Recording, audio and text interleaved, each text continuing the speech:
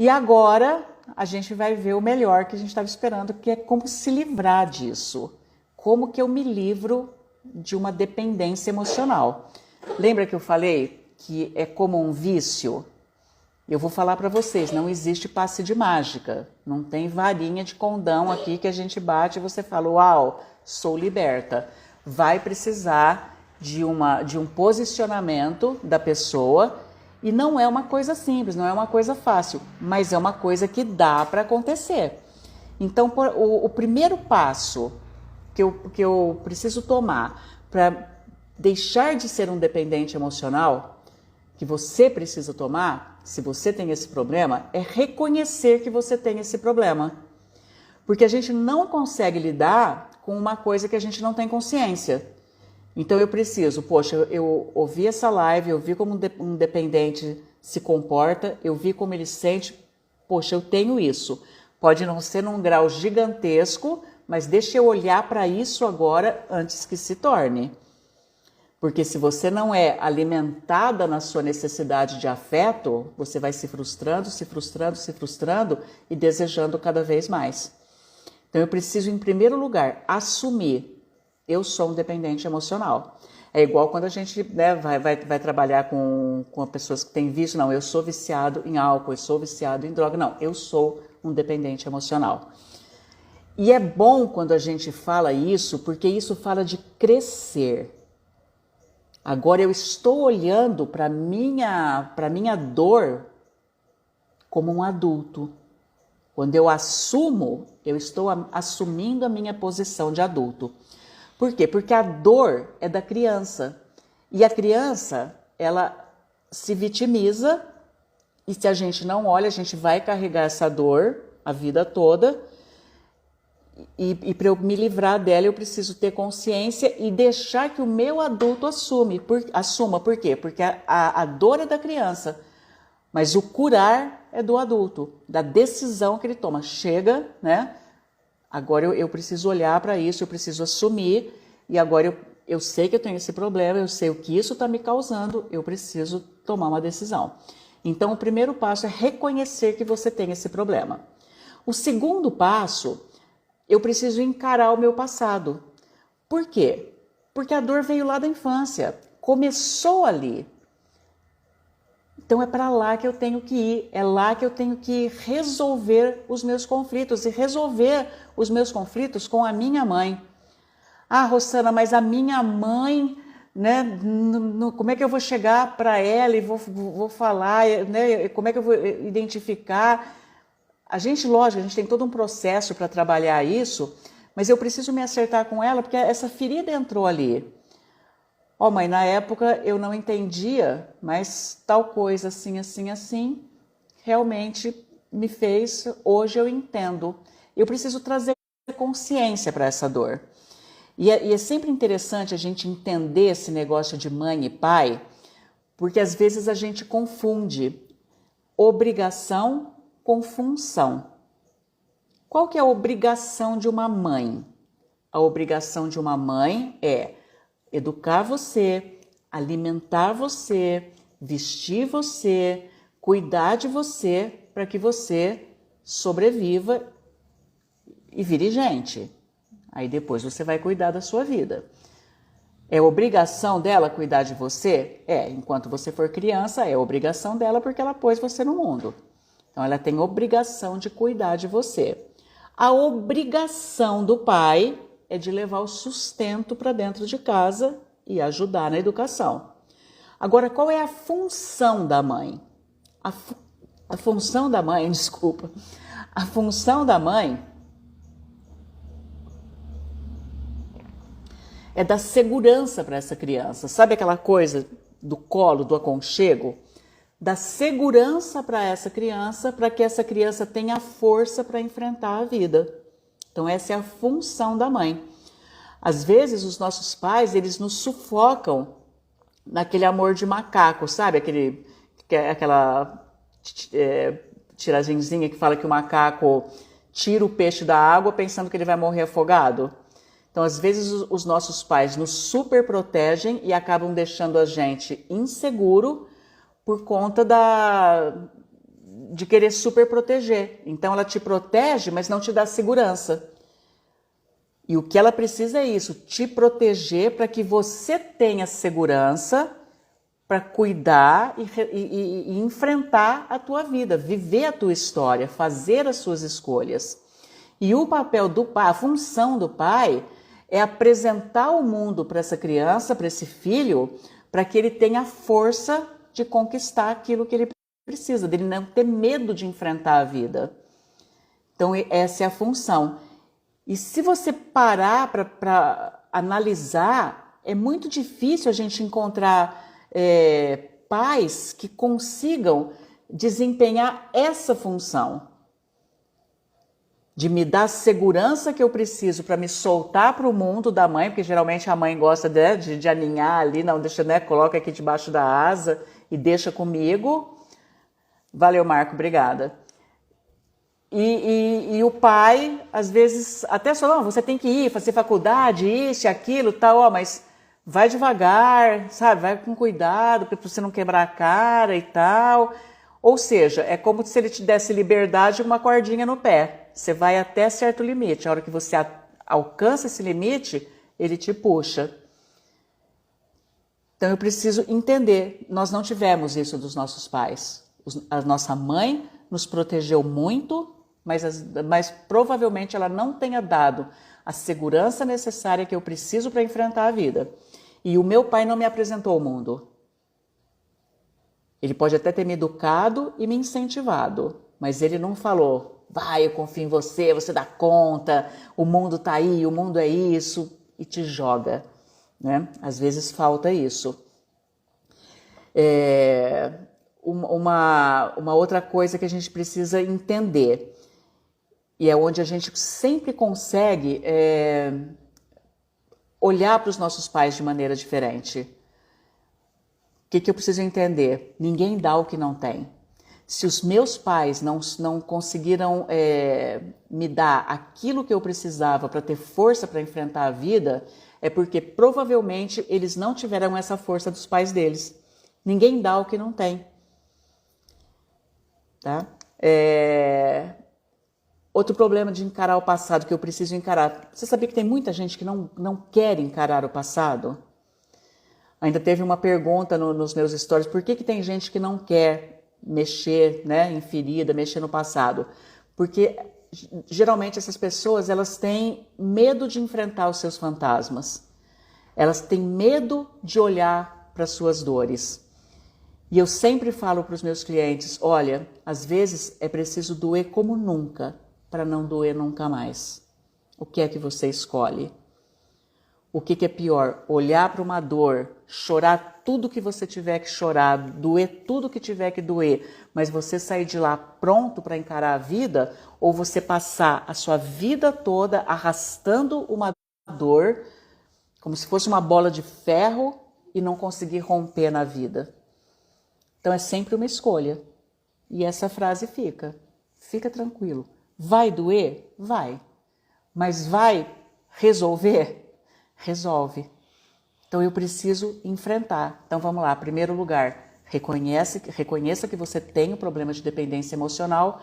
E segundo, encare os seus passados. Isso teve uma raiz e eu preciso voltar lá. Tá? Eu preciso me acertar com minha mãe, se foi o caso do pai, preciso me acertar com meu pai, mas eu preciso resolver isso. O terceiro passo, e esse para mim é muito importante, fala de você mudar o seu pensamento. A palavra de Deus em Romanos 12:2 fala, né? Não vos conformeis com esse século, mas transformai-vos pela renovação da vossa mente, para que você desfrute da minha boa, perfeita e agradável vontade. Deus falando isso para nós. Então, quando eu falo de mudança de pensamento do dependente emocional, ele precisa mudar a forma que ele enxerga essa dor. Não, eu preciso de fulano. Meu amor, você não nasceu grudada em ninguém. Começa mudando isso. Boa noite, mulheres. Mulheres aos pés do mestre, boa noite. Você não nasceu grudada a ninguém. Então você pode ter a sua vida independente de quem quer que seja. Você não precisa de ninguém para viver a sua vida. Você não pode terceirizar a sua felicidade. Ninguém é responsável por fazer isso por você. Você precisa entender que você precisa retomar o controle da tua vida, sabe? Pegar mesmo no timão e levar o teu barco. Não coloca a tua vida na mão do outro. Às vezes esse outro, ele não consegue cuidar nem da vida dele, que dirá da sua.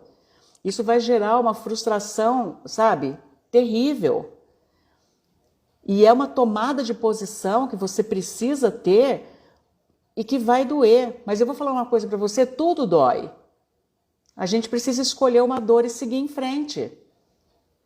Mas você vai ser muito mais feliz, liberta, do que presa num relacionamento que te destrói.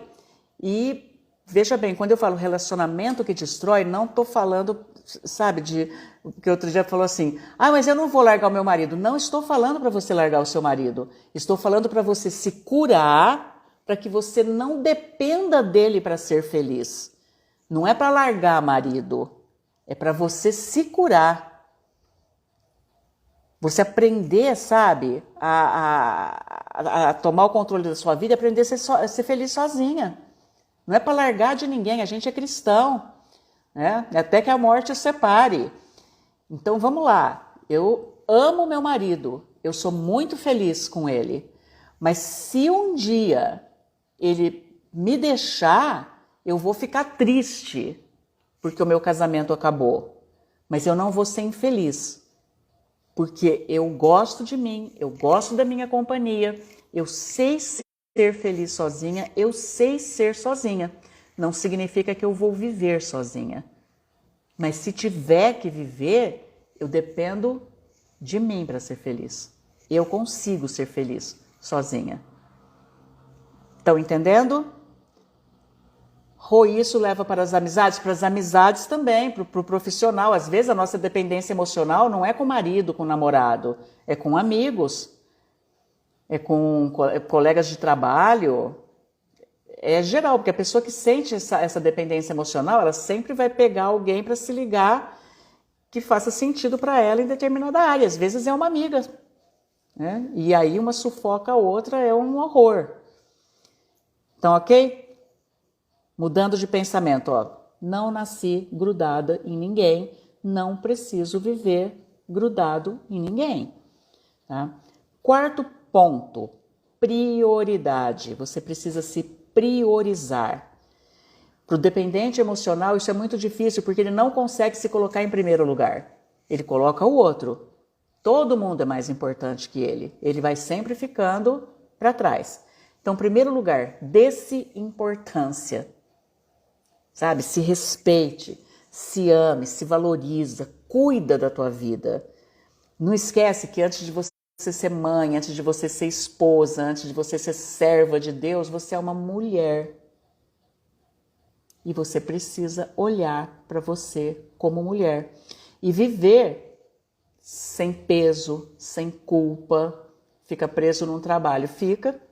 Às vezes a dependência emocional vem disso também, né? Eu costumo falar com as minhas clientes que a gente precisa aprender o egoísmo santo. Egoísmo é uma palavra muito feia, né? Geralmente a hora que você fala, a pessoa é egoísta, né? Dá aquela coisa, né? Mas o que é o egoísmo santo? É muito diferente do egoísmo tóxico. O egoísmo tóxico é aquela coisa que você sente, que você faz por você e passa em cima da cabeça dos outros, sabe, sem se preocupar com o sentimento do outro, o outro que se dane. Você quer as coisas para você e os outros, você não está nem aí com o outro. O egoísmo santo é diferente. Você se coloca em primeiro lugar, você vai cuidar de você, você fica bem e você consegue ser uma melhor mãe, uma melhor amiga, uma melhor esposa, uma namorada, uma melhor serva, uma melhor funcionária, você consegue ser uma melhor tudo. Então todo mundo ganha. Você se colocou em primeiro lugar, você ganhou, você se olhou, você fica bem e todos ao seu redor desfrutam disso também. Percebe a diferença? Não é aquela coisa, né, de eu sou egoísta e só quero para mim. Não. Eu vou me colocar em primeiro lugar, mas eu vou beneficiar a todos ao meu redor. Quinto ponto, não ter medo da solidão, porque esse é uma das coisas que mais faz o dependente emocional se desestruturar. O que eu preciso aprender? Eu preciso aprender a ser feliz sozinha. Como que eu faço isso?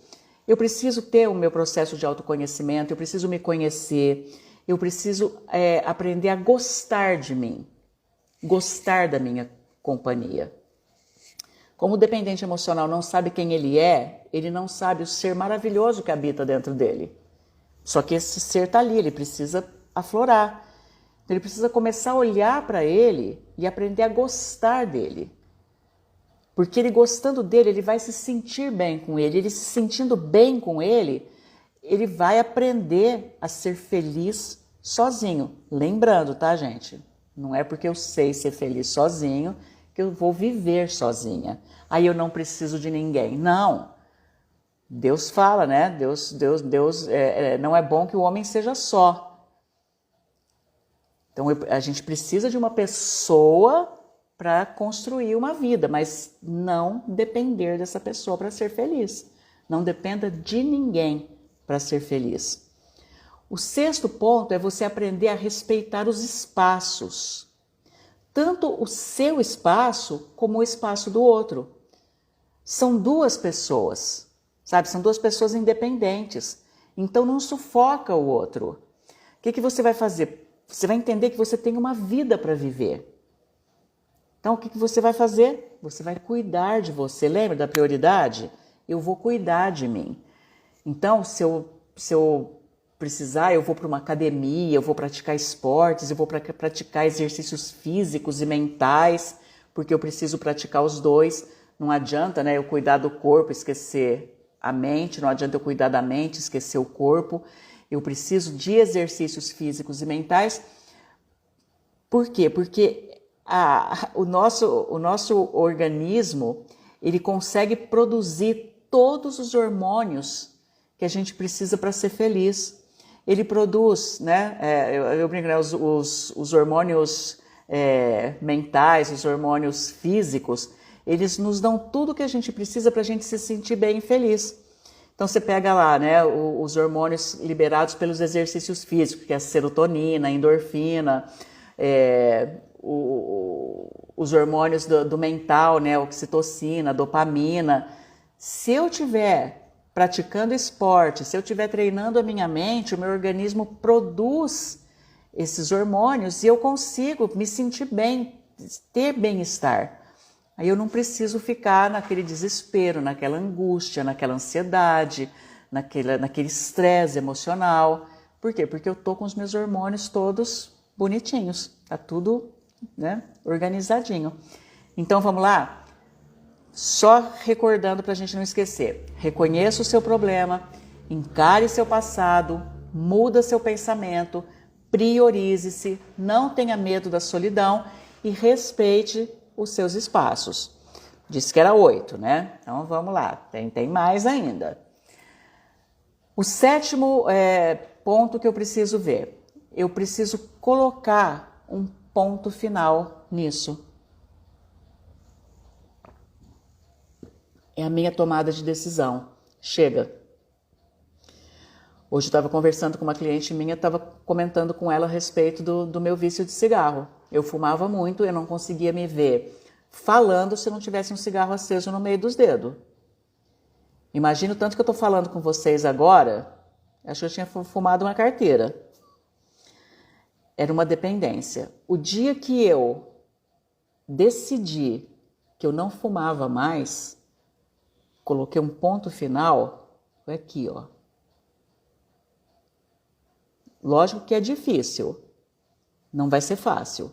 Mas a pergunta que eu te faço é: quantas coisas difíceis você já fez na vida e você sobreviveu?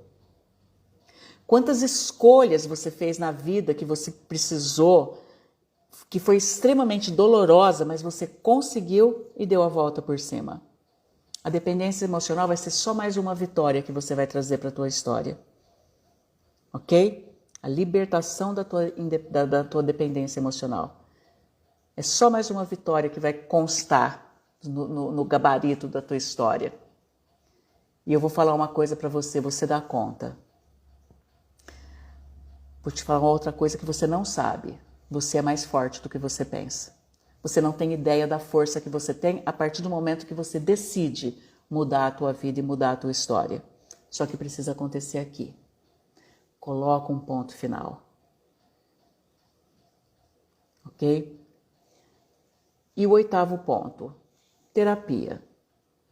Se você tiver dificuldade em conseguir sair desse buraco negro da dependência emocional, você precisa de ajuda de um bom profissional. De uma pessoa que está acostumada, sabe, a lidar com isso. Porque você precisa restaurar a sua dignidade, seu amor próprio, sua autoestima, o seu sentimento de mais-valia. Tá tudo aí. Precisa vir à tona para que você consiga, sabe, desfrutar da boa, perfeita e agradável vontade de Deus para a tua vida. Você entende que Deus tem um plano maravilhoso para a tua vida, que você precisa viver isso e Ele já te deu toda a capacitação que você precisa para que isso aconteça? Você tem dons, você tem habilidades, você tem um monte de coisas a seu favor que você pode usar para alcançar a tua libertação, a tua felicidade, a tua vida plena. E uma dica de ouro, eu sempre gosto de dar, né? Eu falo 8 passos para, mas eu tenho uma dica de ouro, eu sempre vou ter uma dica de ouro para você. E a dica de ouro que eu tenho para você é que se você tiver que ser dependente de alguém, seja dependente de Jesus. Sabe por quê?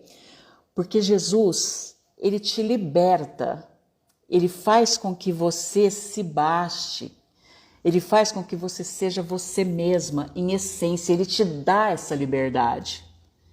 Então dependa dEle, porque Ele não vai te prender, Ele não vai te sufocar, Ele vai te devolver a dignidade.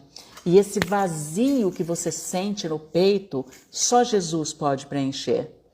Então, quando você olha para esse vazio e esperando do outro, é injusto.